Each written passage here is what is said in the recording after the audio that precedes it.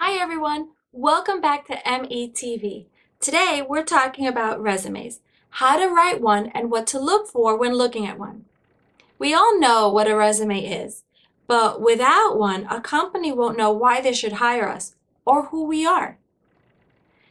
A resume is one of those things that everyone should have, whether you have your own radio show or you're a CEO or you own your own business. You should have an updated resume.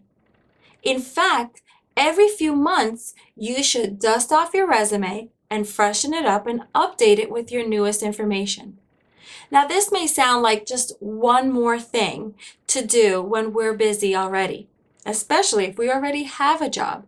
But by having an updated resume, you don't have to scramble should an unexpected opportunity come up. Another benefit is that you can have somebody carefully review your resume. In fact, there are many services out there that you can find right on the internet that'll not only help you create your resume, but will review it as well. My husband owns his own business, and he is often asked to give an interview or to speak to a group of people. And a few years ago, when he first was asked, he was asked to submit not only a bio, but a resume as well.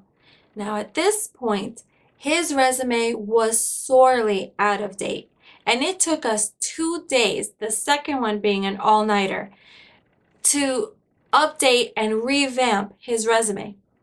And truth be told, I wasn't 100% satisfied with what I turned in. Thank God he wasn't looking for a job, or I would have been more stressed out than I already was. Now, here's the thing. As a business owner, I have received my fair share of sketchy resumes, and that's being nice. I'm talking about misspellings, dirty, wrinkled. Yes, I've gotten dirty and wrinkled resumes.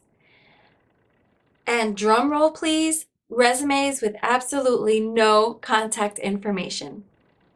Now I'll give you one guess at what you think I did with those resumes. No offense to anyone out there who doesn't think that they know how to write the perfect resume. I've hired great employees whose resumes were less than stellar. But those mistakes that I mentioned are simply unacceptable, and most employers feel the same way. So today, we're going to talk about getting you started with your resume. Okay, so according to Monster.com, resumes receive only a 15-second glance at first screening. So let's start with the appearance. For starters, let's make sure it's not wrinkled or dirty. It should look professional, and it should have a professional layout. Monster.com also offers many templates that you can look at to get an idea of what your resume should look like. There are also many other template sites out there.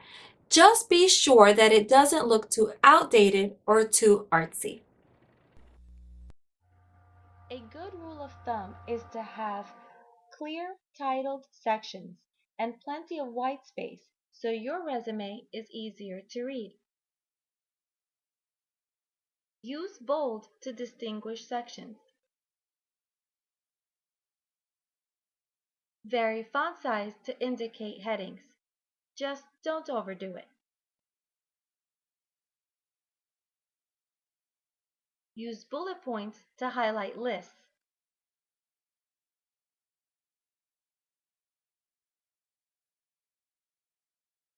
By bolding headings, varying font size, and using bullets, you'll effectively lead your reader's eyes through what you want them to read.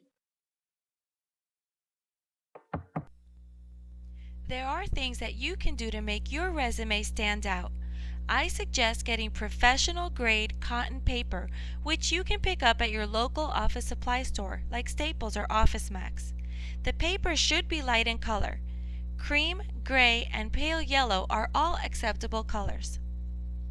Be sure to stay away from bright colored paper, cute graphics, fancy illegible fonts, using more than one font color, and adding scent to your resume.